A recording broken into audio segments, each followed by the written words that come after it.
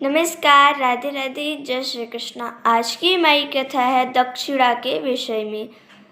अब नारद जी पूछते हैं कि आपने ये बताया कि दक्षिणा भी उत्पन्न हुई। अब आप मुझे इनके बारे में थोड़ा विस्तार से बताइए, इनके विषय में, इनका जन्म कैसे हुआ, ये कौन थी, इनके विषय में मुझे बताइए कृपा करके। तो नारायण जी कहते हैं, नारद तुम पूछते हो तो मैं बताता हूँ। देखो, गोलोक में श्री राधा रानी की एक प्रमुख सेविका गोपी थी। वो राधा रानी की प्रमुख सेविका थी और वही सारा श्रृंगार इत्यादि करती थी। राधा रानी का उनका नाम था सुशीला। तो सुशीला जो थी स्वभाव से भी सुशील थी। और इस तरह एक बार की बात है, उन्हें राधा रानी से श्राप मिल गया। राधा रानी ने श्राप दे दिया कि जाओ, तुम अब गोलोक में नहीं आ पाओगी। इससे दुखी होकर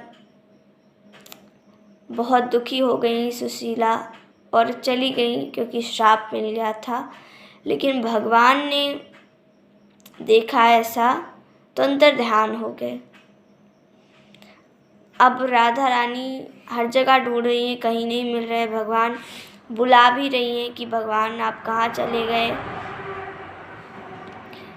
आप कहाँ चले गए, आप ही सारे जगत के स्वामी हैं। और मैं अपने आप को ज़्यादा समझ रही थी कि मैं ही सबसे बड़ी हूँ, मुझसे बड़ा कोई नहीं है। लेकिन मैं अब समझ गई हूँ कि आपसे बड़ा कोई नहीं है, मैं कौन हूँ आपके सामने। इस तरह कहने लगी तो भगवान पुनः वापस आए और इधर सुशीला ने कठिन तप किया और फिर यज्ञ करा। यज्ञ में उन्हें बड़ा दुख हुआ इस बात का कि उन्होंने यज्ञ किया, आहुति डाली, सब कुछ किया, पर देवताओं को नहीं पहुंचा वो आहुति।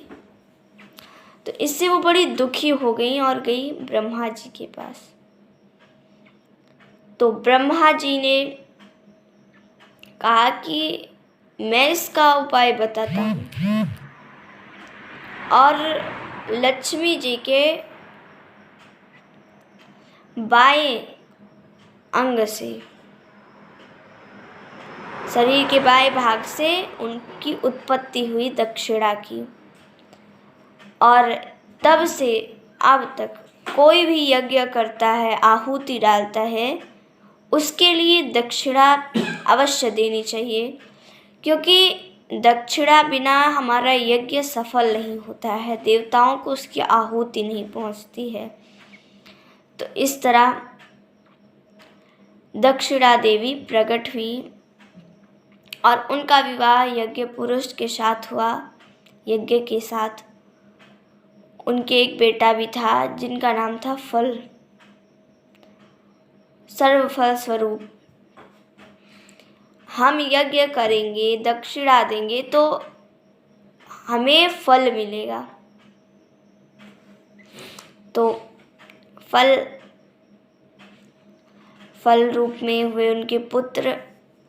अब कहते हैं कि आप जो यज्ञ करो, उसकी आहुति डालो, वो अंदर में पड़नी चाहिए, किनारे बिल्कुल नहीं पड़नी चाहिए। क्यों?